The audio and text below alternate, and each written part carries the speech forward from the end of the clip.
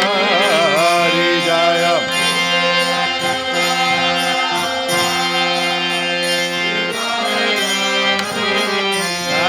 Yasodanandana Vraja Janarandana.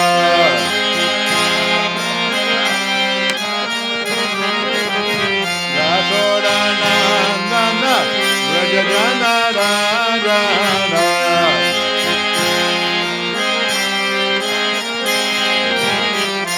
Yamuna Tira Vanachari.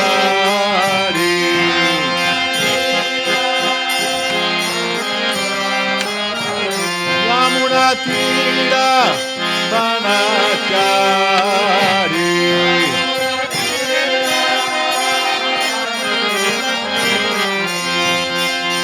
Jaya Radha Madhava Kunja Bihari.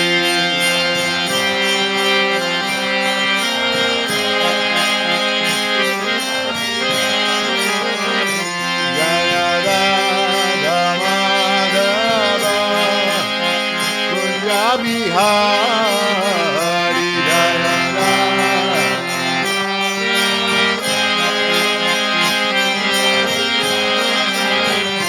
Jaya Govindana Balaba Giridharadhari.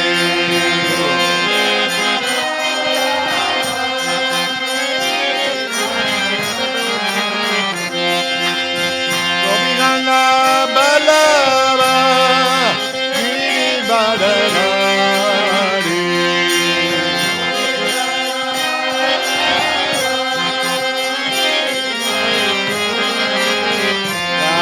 Yasodanandana Vraja Janarandana.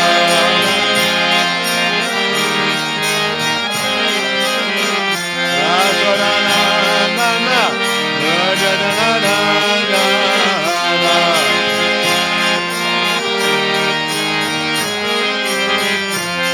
Yamuna Tira Vanachari.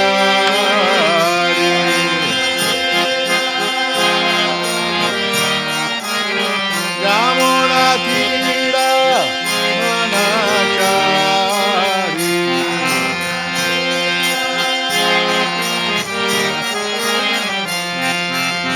Jaya Radha Madhava Kunja Bihari. Jaya.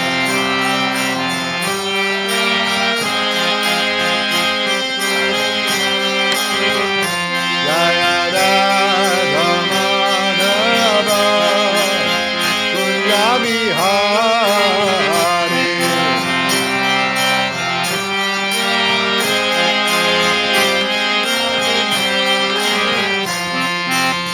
Hare Krishna, Hare Krishna, Krishna Krishna, Hare Hare, Hare Rama, Rama Rama, Hare Hare.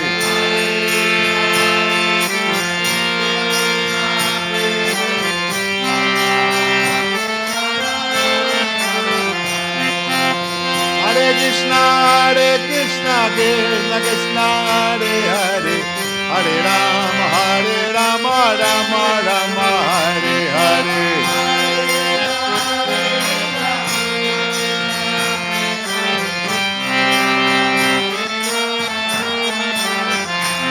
Hare Bala, Hare Bala, Hare Bala, Gaura Hare Bala.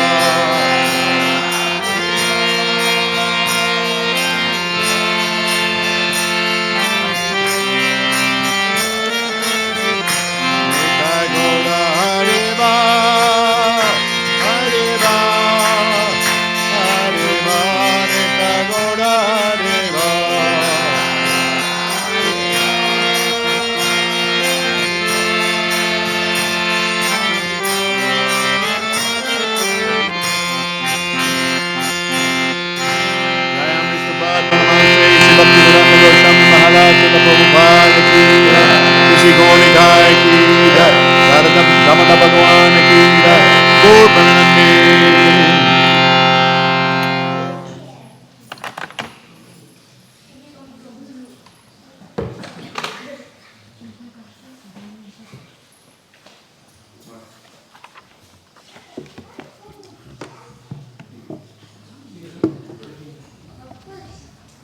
Om Namo Bhagavate Vasudevaya.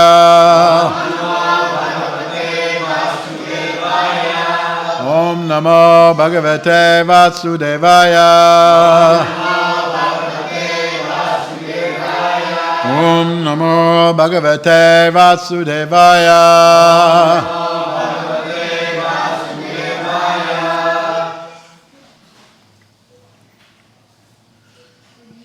This morning we're reading from the Srimad Bhgavatam,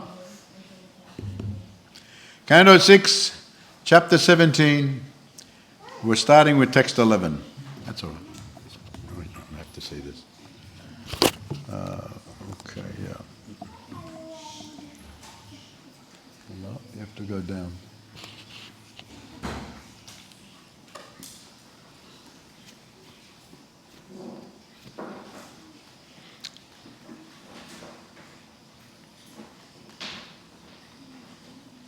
Yeah.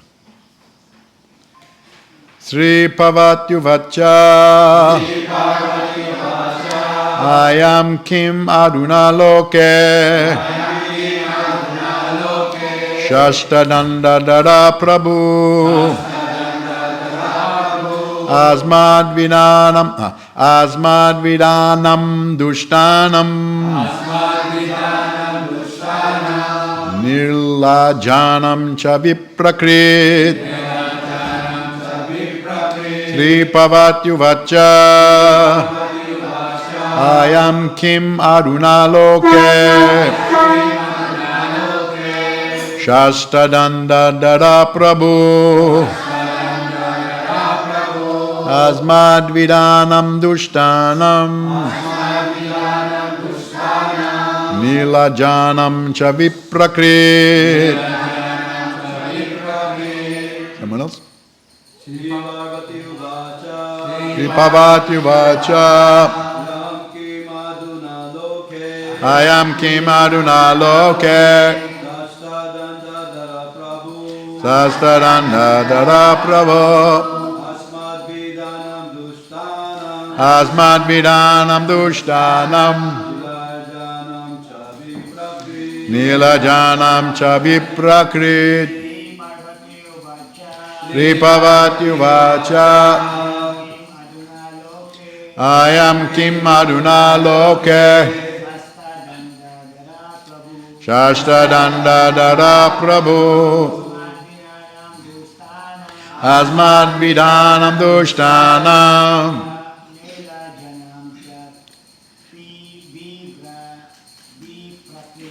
Nilajanam Chaviprakrit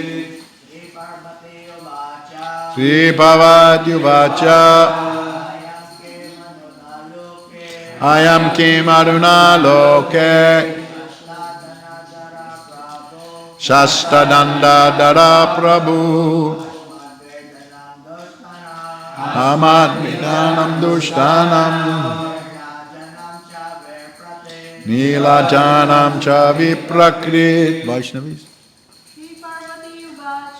Sri Pavatyuvacha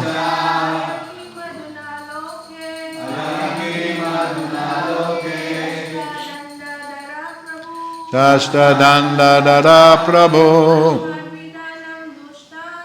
Asmad Vidanam Dushtanam Nilajanam Chaviprakrit Sri Pavatyuvacha Ayam Kim Aduna Loke Sastadanda Dara Prabhu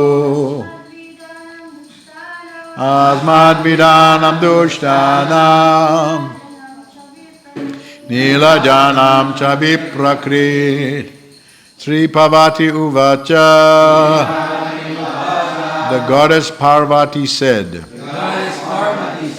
I am this, Kim, whether, Aduna, now, Loke, in the world, Shasta, the Supreme Controller, Dandadara, the carrier of the rod of punishment,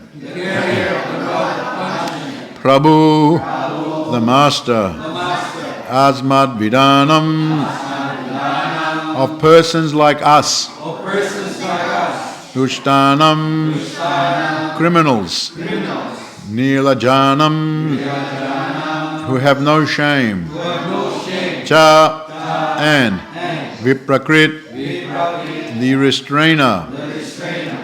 Translation: the goddess Parvati said, very good. Alas, has this upstart now received the post from which to punish shameless persons like us? Alas, has this upstart now received the post from which to punish shameless persons like us?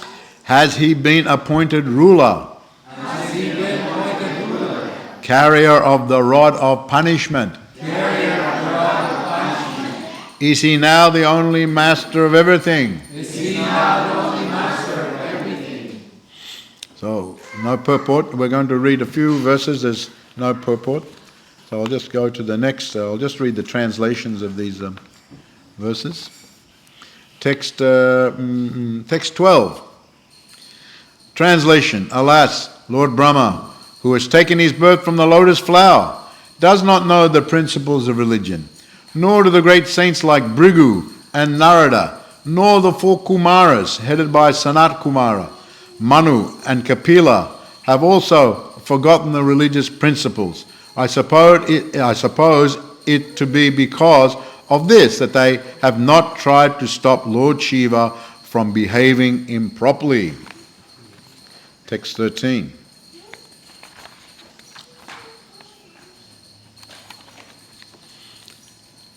Translation: This Chitraketu is the lowest of the Kshatriyas, for he has impudently overridden Brahma and the other demigods by insulting Lord Shiva, upon whose lotus feet they always meditate. Lord Shiva is personified religion and the spiritual master of the entire world, and therefore Chitraketu must be punished. Purport: all the members of the assembly were exalted brahmanas and self-realized souls, but they did not say anything about the conduct of Lord Shiva, who was embracing the goddess Parvati on his lap. Chitraketu nonetheless criticized Lord Shiva, and therefore the opinion of Parvati was that he should be punished. So, continuing to read from this chapter of Srimad Bhgavatam, which is entitled Mother Parvati Curses Chitraketu.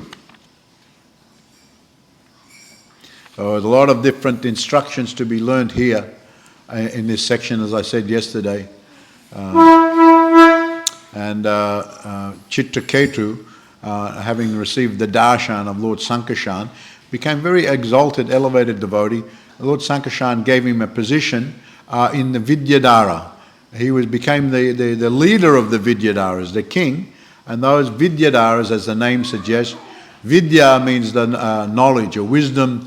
Vidyadhara means the possessor of the knowledge and wisdom. So the residents on these planets, they're called Upadevas, not exactly Svaga, or it's called Upasvaga, but a little bit below the Svaga, below the heavenly planets. Upadeva, not exactly devas like Indra and Chandra, but they're Upadevas, meaning they're high beings. And the Vidyadharas, especially like the Siddhas, they are very exalted personalities. And they can travel, they can fly by themselves. They don't have to take the aeroplane. They don't have to take the car. They can just go in the air, flying around. Actually, it's mentioned the Vidyadharas possess all sorts of mystic powers. And just like a person can go on a boat on the sea, these Vidyadharas, they travel by lanes of air. Now, these days, of course, we have aeroplanes that can fly.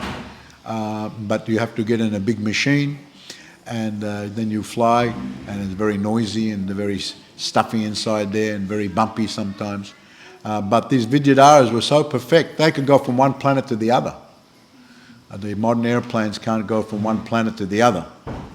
They go from one country to the other, but not one planet to the other. Today is a costume day for the kids? Is it? Costume day, huh? And this one, you're supposed to be who? It's like in South America, they have that. In Brazil, they have the Day of the Dead. The Day of the Dead. So this one anyway, he looks like the dead.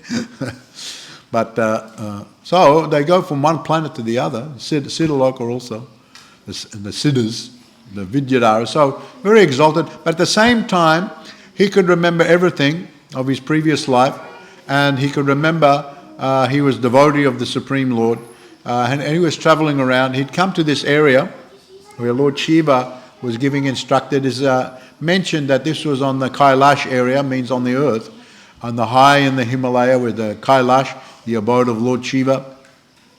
You can go there to Kedarnath, and around about that area is supposed to be the abode of Lord Shiva, the Kailash. Kedarnath and Gangotri, Jamunotri, Badrinath, all these are very holy places in the Himalayas, and you can go there. Badrinath, I've been a few times. You can go by the car there. The military put the road there. Other places you have to go by walking, but now these days some devotees tell me they take the helicopter there. They can go by the helicopter, and it's a little bit dangerous, but right even to Kedarnath, which was before a very tapasya, hiking in the Himalayas, and very thin air, but now they go and they land near the Kedarnath temple, 100 meters, and you're inside the temple. But you have to be careful, and some people have died coming back on the helicopter, because the weather can change just like that high in the Himalayas. But anyway, these are very famous places, and Kailash is the abode of Lord Shiva when he comes to this world. He's in the Kailash. He has his abode on top of the Mount Meru also. I was giving a class in one other temple, and the fifth canto describes on the Mount Meru and the Jambudvip, the Bhumandala earthly plane. There is in the middle of Mount Meru, which is like an upside down mountain, where the tip goes in the earth and the big part goes up, and on top of there's a Brahmapuri, where Lord Brahma, he has an abode there.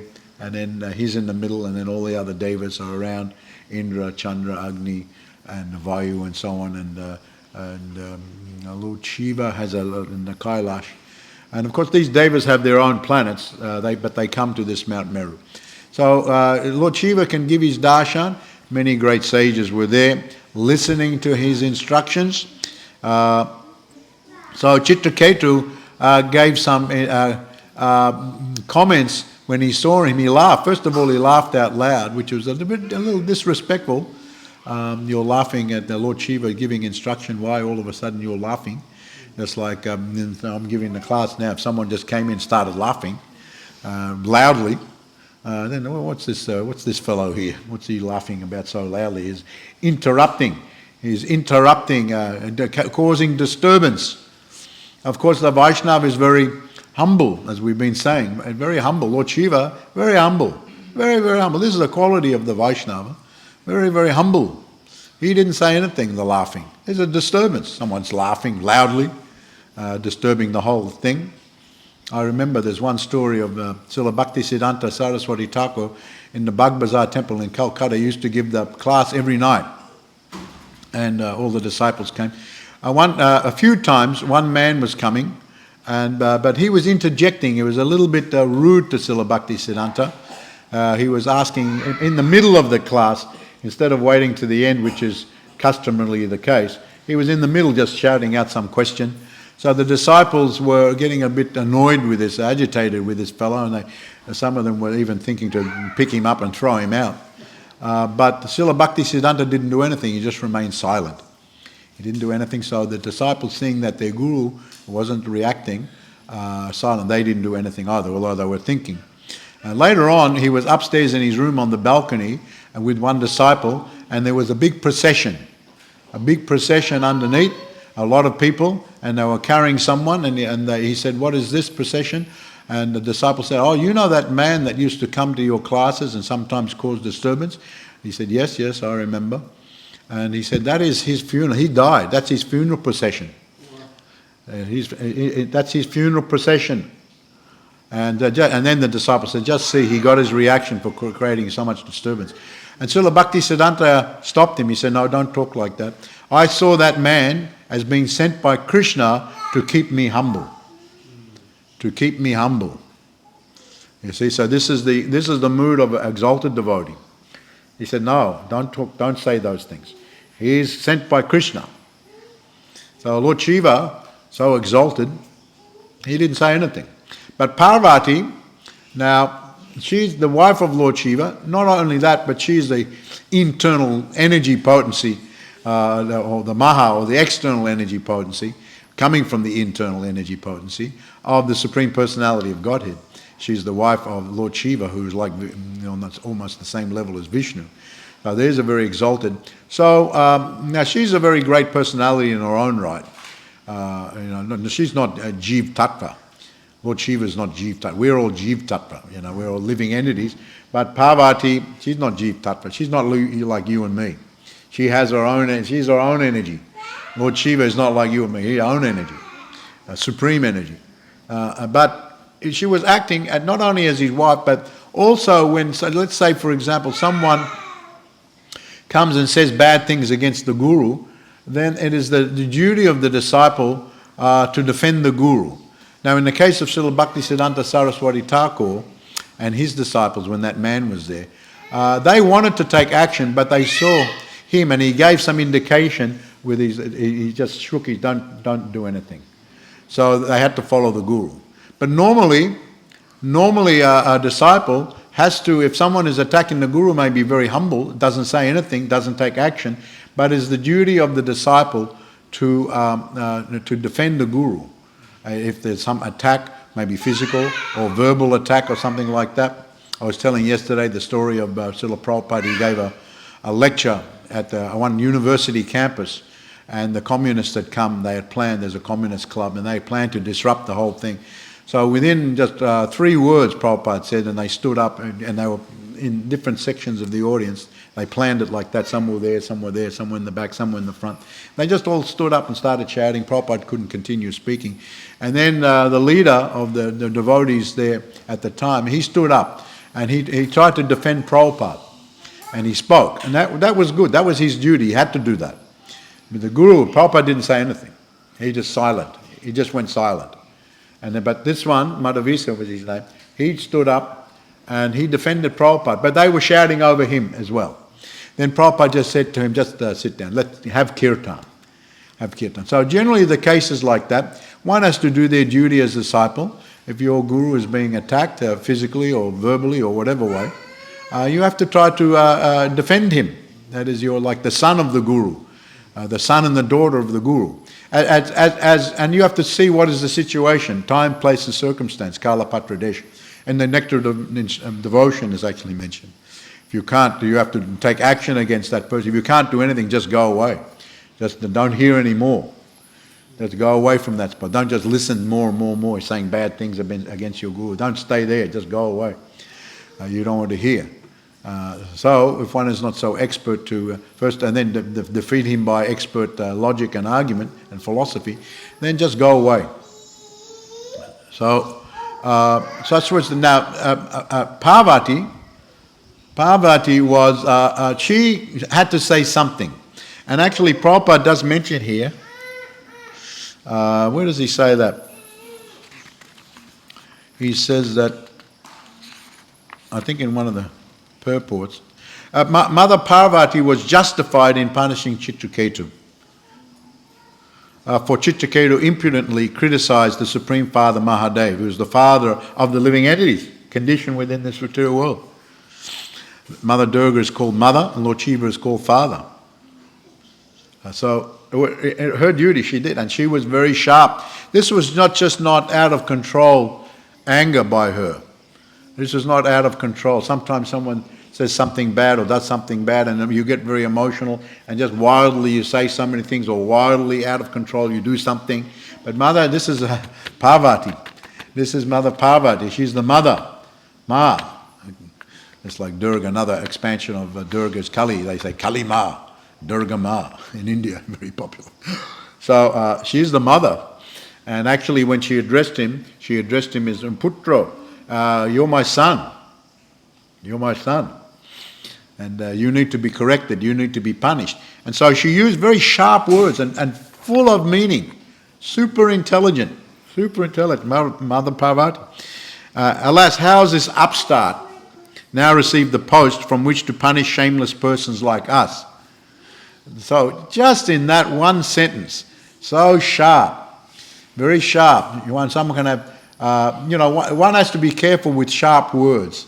Generally, the Vaishnava doesn't like to throw sharp words against another one. That's considered offensive. But Mother Parvati was defending Lord Shiva, and she says here, how is this upstart? This word is used here, upstart.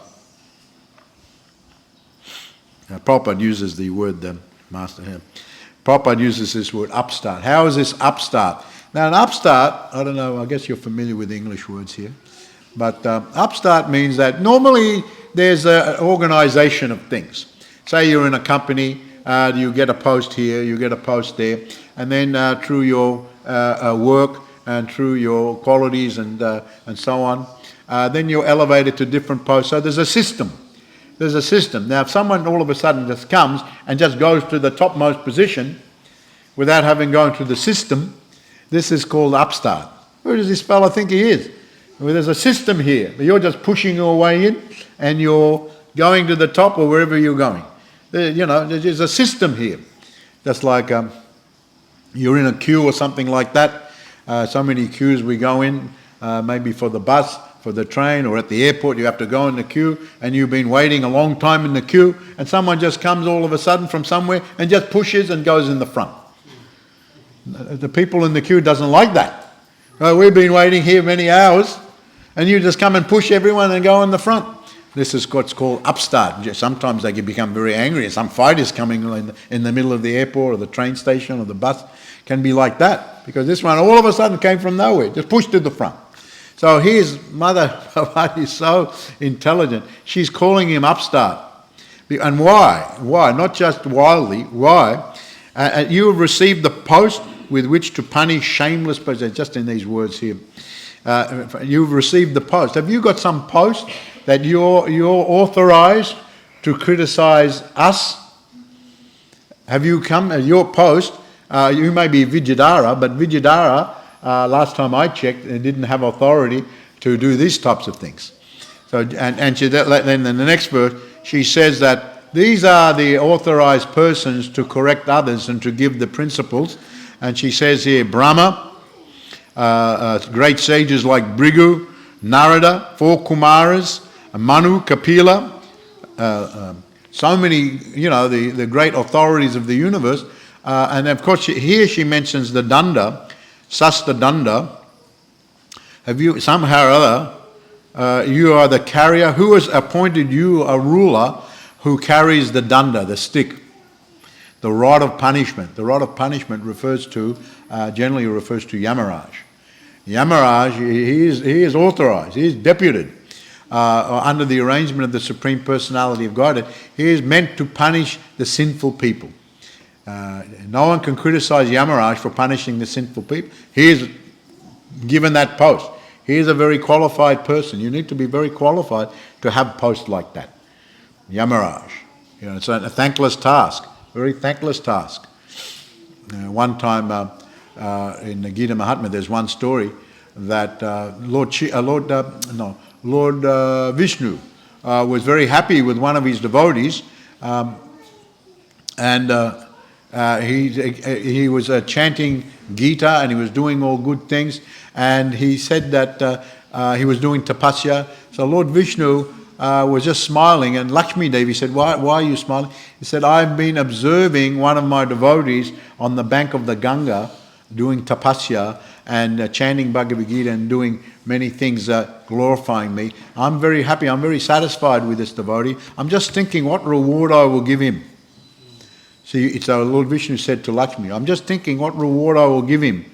So he decided to liberate this person to meet. And not only that, he said all those sinful living entities have gone to the Yamaraj who are being punished now under the arrangement of Lord Yamaraj. I'm going to free them too. Someone in the position of Krishna, he can do that. Just like if you do something good, so you please a very important person, the president. You please him, you do so many good things. You're so nice, you can have so many things. And not only that, your mother, I'll give your mother, I'll give your father, I'll give all your friends, I'll give your son, your daughter, I'll give all to all of them. They all attain all these things. So the president can sometimes do like that. He's happy with this one, but then he gives to all the family. He's very powerful. So Vishnu or Krishna can do these things. So he decided, he sent his Vishnu Dutas. Have a good day at school, kids. Haribol. See you all later. Costume day. See you later, kids. Haribol. They're going to wear all day like this? I guess so. So he said that free all the sinful living entities. He sent the Vishnu Dutas there to inform Yamaraj. And when Yamaraj saw the Vishnu Dutas, he paid his obeisance. He knew who they were, of course, he's Yamaraj. He paid his obeisance, and they gave the instruction, we have come sent by Lord Vishnu. He wants you to free all the sinful living entities. He's decided to free them. So Lord Yamaraj said that, yes, I must follow whatever my master says. So he released them all. They attained very good positions. And so, but then he decided to go see Lord Vishnu.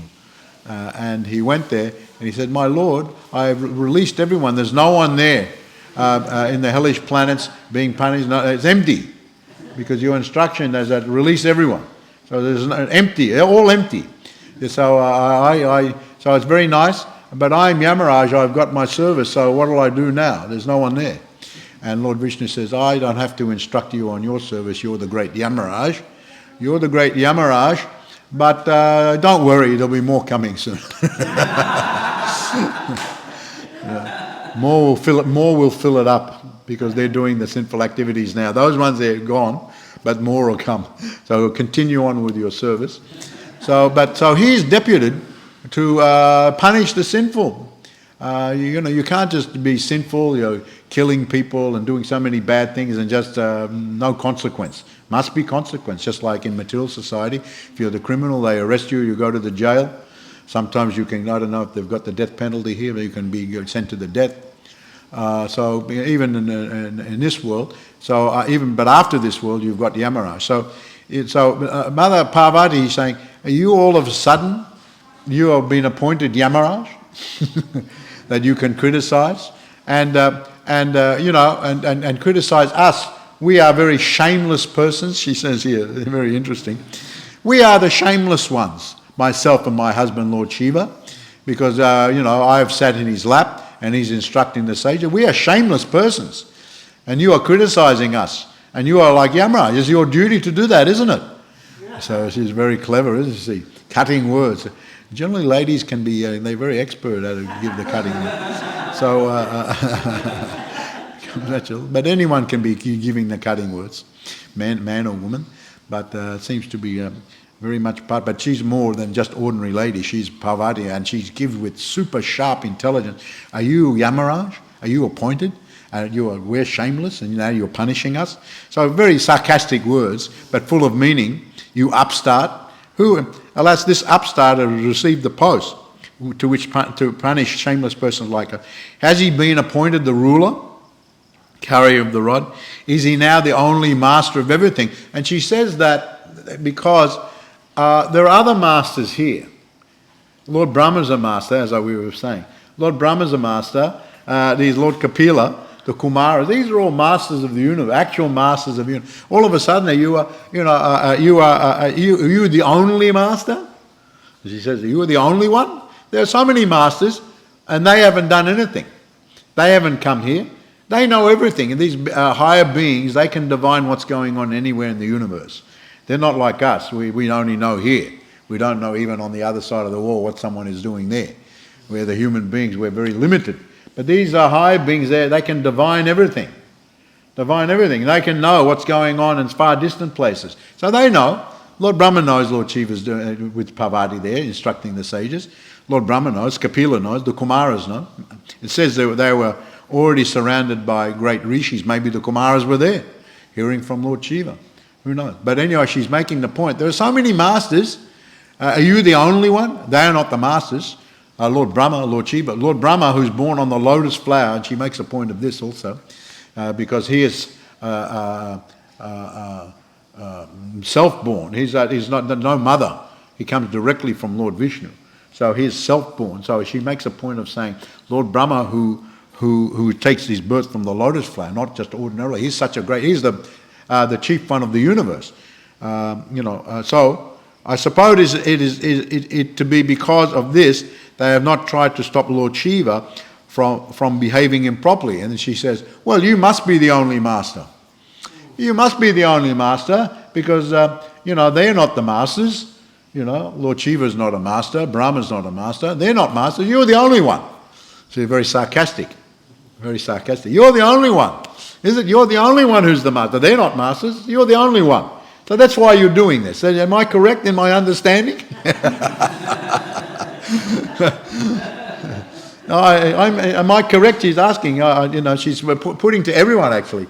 Am I correct in my understanding? You're the only master. That's why we're very shameless, and that's why you're correcting us. Is that correct? Am I right in my understanding? And then she goes on. Then she comes even heavier. In the next verse, she comes even. This Chitraketu, and she's declaring to everyone now. She's talking to him and she's talking to everyone, but now she's talking to everyone else. She's saying, this Chitraketu is the lowest of the Kshatriyas. The lowest. He's the lowest of the Kshatriyas. Kshatriyas are very proud race. They're warriors. And if you insult them, to insult the Kshatriya. I remember one time, there's... When Prabhupada was first going to India, we didn't have any temple there yet, and the devotees were saying in Seva Kunj. So it was the Maharaj of Bharatpur. Maharaj of Bharatpur had big complex. Actually, I think the Maharaj of Bharatpur, the Keshigat area, that palace there, was actually built by the Maharaj of Bharatpur, you have Jaipur. Bharatpur is another place outside of Vrindavan. So he was he met the devotees, he met Prabhupada, and he liked the devotees. And this is the beginning. We didn't have Krishna Balaram temple yet. Devotees were staying around Keshigat area. And then he had sent through a messenger some singasan, a very beautiful singasan for the deities. And I think it was like a silver one or something like that, if I remember correctly. He had sent a singasan for the deities. And then the devotees were there. Prabhupada wasn't there. He'd gone to Delhi or something. Prabhupada was with them, but he'd gone to Delhi. So the devotees were there. So then they came, there's a delivery from the Maharaj of Bharatpur, and meant for Srila Prabhupada. And they said, well, Prabhupada's not here, but I don't think we can accept it. Better you bring it back when Prabhupada is here. Prabhupada is here. So the carrier just was very perplexed and then just took it back. And then Prabhupada came back and they told Prabhupada, they said that, there was the Maharaj of Bharatpur had sent a singasan. Oh, very nice. But we didn't feel we should accept it because you weren't here, so we asked him to send it back when you're here. And Prabhupada said he was shocked. He said, oh, you've made a mighty blunder. He said like that, you've made a mighty blunder. You didn't accept the offering of the Maharaj of Bharatpur. He is a king. And when he gives them the charity, and if you don't accept it, he becomes offended. He becomes offended. I gave the gift to them and they didn't accept it. So then he's offended. He said, you've made a mighty blunder. And then the disciple, well, we'll go and see the Maharaj of Bharatpur and we'll explain everything and have a mistake and beg forgiveness and take the singasan. And Prabhupada said, you don't understand. He won't even see you. He won't even see you. He is a Maharaja. He won't even see you. So then the devotees were saying, we have to do something. They're talking amongst themselves. So they hired an ambassador car. In those days, every car was an ambassador car. And they went to the palace of the king. So just at that time, as they arrived, actually they asked to see the king, and they got the answer. They went and came out and said, no, he's not here. He's not here, just as Prabhupada predicted. He's not here. And then at the side, as they were pleading to see him, at the side they saw one Rolls Royce drive out. And that was, they recognised that's the king's Rolls Royce. He had a Rolls Royce. And so they tried to follow it, to catch him, to flag him down. I had some wild idea to flag him down and talk to him. And so they were coming, and the Rolls Royce drives pretty fast, so they were in their little ambassador trying to catch up. they finally caught up, and then it was behind tooting the horn. Nothing was happening with the Rolls Royce. And so they went faster and they came up on the side of the Rolls. They were waving to the king. And the next thing they saw, the king gave a direction to the driver and the Rolls went and left a big dust. And they went so fast they could never catch it. So I just told that story to show you that the Maharajas, the king, has a pride. And when he's insulted, he doesn't forget. They don't forget that thing. You have to be very, very careful. We see here that, coming back to this story, that Chitraketu, when she called him the lowest of the Chatra, that was a big insult. Chatra, to go up to a king and say, you're the lowest.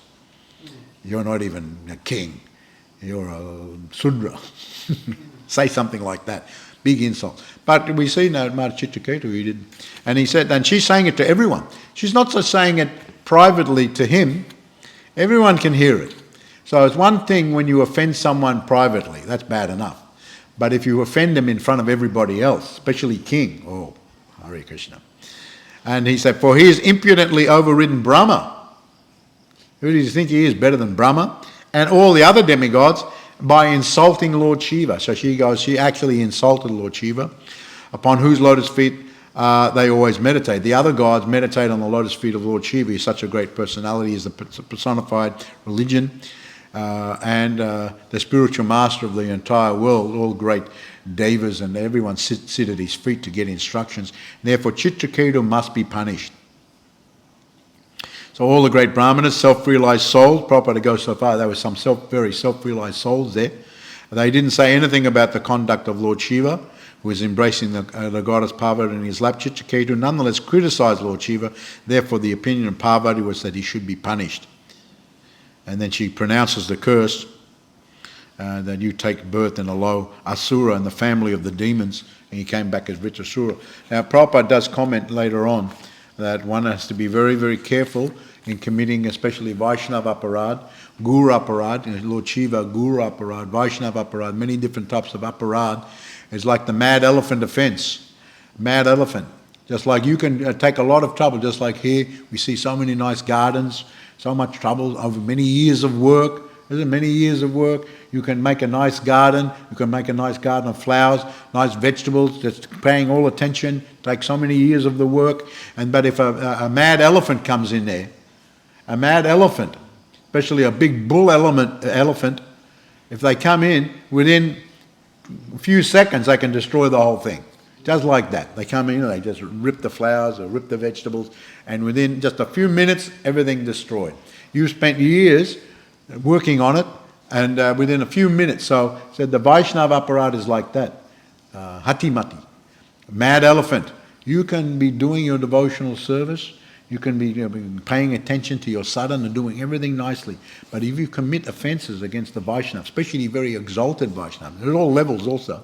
All levels. Any offence is bad to any Vaishnava. But if you commit offence to exalted Vaishnavas, Guru aparad, Vaishnava aparad, there's so many aparads. Seva aparad, Nam aparad, all these things are instructed in Nectar Devotion, Hari Bhakti Vilas. And so you can ruin everything within a moment. And the only way to overcome it is to beg mercy at the feet of that particular Vaishnava who you insulted, who you offended. If they forgive, then you can overcome the offence of the Hatimati or the Vaishnava aparad, Guru aparad. So Prabhupada does. So therefore, Prabhupada does say here, one should be very careful. A pure Vaishnava should be very careful to engage in his specific duty without criticising others. A very important statement. This is the safest position. So what Prabhupada say here, that every one of us has our specific duty. Just stick to that. You're not in the position. You're not appointed to look after others. If you're appointed to look after others, you're the temple president or you're the guru or something like that. You're the teacher in the school who has to sometimes correct the students. Then you can correct. But if you're not, you're just someone else. It is not your position to take that role. So this is what Prabhupada's saying is. And he says is, Vaishnava should be very careful to engage in his specific duty without criticizing others. So this should be the general principle. This is the safest position. Otherwise, if one tends to criticize others, we've got a tendency to criticize, this is the lower nature, then you may commit the greatest offence of criticizing the Vaishnava. So the safest position, just concentrate on your own activities. Don't worry about what others are doing. Understand? But we want to know everybody else's business. Everyone else's business. In the West, we have this saying here, sticky beak. Sticky beak. Sticky beak, and the beak of the bird goes inside the honey or something like that, and the bees attack it. So there's a sticky beak. They want to go with the beak. You want to poke your nose in everyone else's affairs. And Prabhupada said, don't be like that. Kutinati, fault finding. And all this fish, he used to call it fish. He said, don't be like that. Fish. You know, so-and-so. Fish. You know, did you hear about so-and-so? Whispering. So don't be like that. Then you'll ruin your own devotional advancement. So the tendency is there, and sometimes we do it, but we have to catch ourselves and stop. Go away from that. And don't associate with persons who are like that. And you yourself don't be like that. Stop yourself. Just do chanting. Just do chanting. When you feel the urge to criticize, Hare Krishna, Hare Krishna, Krishna.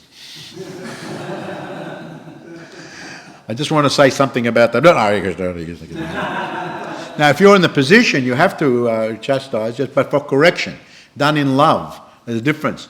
When it's done in the hate, oh, that's very bad. If it's done, if you're the teacher in the school, you're the guru. One time I remember Prabhupada said, don't mind, you're my disciple, but now I have to correct you. He started like that, don't mind, but I'm your guru and you're my disciple. I have to correct you, you did something wrong. I have to correct you. So he's thinking in the positive, he has to correct for their benefit. But if you're thinking just fish, and just to say bad things, even make up things, fabricate things, that's a very bad thing. You just make up. And last night I was saying, because of envy, we've still got the envy in the heart, then you'll say all bad things, and even they didn't do it, you'll just say it. And you don't care. You're just throwing around everywhere. And just to destroy that person's character or that position of that person. So don't worry about that. Unless something catastrophic is going on, then maybe you have to do something. But generally just ordinary activities, they did something wrong or even whatever they did. That's not your position. Don't stay out of it. As the Prophet actually says here. How does he say? Be very careful. One should be very careful to engage in his specific duty without criticizing others. Just be very careful. This is my service. Be very careful. I'll just stick it here. Don't worry about everybody else. I'm doing this service. Did you know that this one did this and that? I'm just concentrating here. Go tell the president. So this is, as Prabhupada said, this is the safest position. All right, today I'm going to finish on time. Yesterday I went too long. So I'm known to always finish on time. Maybe a few minutes I go. But so has anyone got any question or comment in regard to the verse today from the Srimad Bhgavatam? Yes. Thank you for the class. I just want to ask your opinion on the statement I heard that sometimes the devotee might not feel offended if someone offends him, but Krishna might take the offense. Yeah, Krishna might not like it. Yeah, the general devotee is humble. We're seeing the case of Lord Shiva, but the devotee is not offended. But a devotee is very careful. There's one story I'll tell that. This is from Vrindavan Leela. It's Rupa Goswami was there in his Bhajan Kuti, and he was meditating on pastimes of Radha and Krishna, and there was a funny pastime that he was thinking about, and he just started to laugh because it was a very funny pastime between Radha and Krishna. And so just at that same moment when he was laughing, there was one other very nice devotee who walked past. This devotee had disability. When he walked, he didn't walk, he had some problem with the legs. So he walked a little bit, strangely because of his disability. So when he was passing, just at that time, Rupa Goswami laughed. So this devotee thought that he was laughing at how he was walking. But he was a good devotee. He didn't say anything. He just kept walking. But later on, Rupa Goswami, he went to his brother Sanatan, he said, lately I've been feeling less devotion. It's become less, I don't know. And Sanatan said that, did you commit any offence to some devotee? Maybe that's Krishna's not happy and he's reduced your devotion. And so, no, I'm not aware of anything. And then Sanatan goes, maybe unknowingly you did it. And so Rupa Goswami, yes, maybe unknowingly. So he devised a plan, and then he held a big festival, big feast, invited everyone of the area. But he took special care to note who didn't come. Who didn't come. And this one devotee didn't come. That's the same one. And he personally went there, and he said that I feel that I've committed some offence. And the devotee was very good. No, there's no offence. He said, no, please, I want to. And he told him, well, I don't want to say, but you were laughing. And then he told the Rupa, no, actually I was thinking Radha Krishna pastime. So everything was all right. The devotee was a good devotee. He embraced Rupa and Rupa embraced him. Everything was all right. So he went out of his way just for unknowingly. Let's see, the Rupa Goswami, unknowingly. So Vaishnavas are very careful. We have to do our duty. Sometimes offences are committed, but then you have to know what to do when you commit offence.